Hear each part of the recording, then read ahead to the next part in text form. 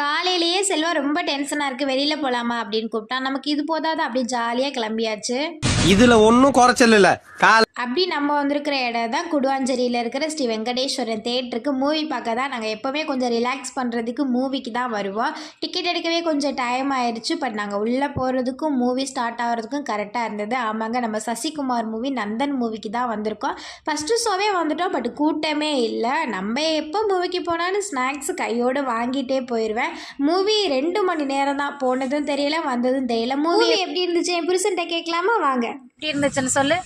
Movie first half நல்லா இருந்துச்சு, second half கொஞ்சம் ஸ்லோவாக இருந்துச்சு. பரவாயில்ல, ஆவரேஜாக இருக்கு. அவன் அப்படி தான் சொல்லுவான். பட் எனக்கு மூவி பிடிச்சிருந்தது.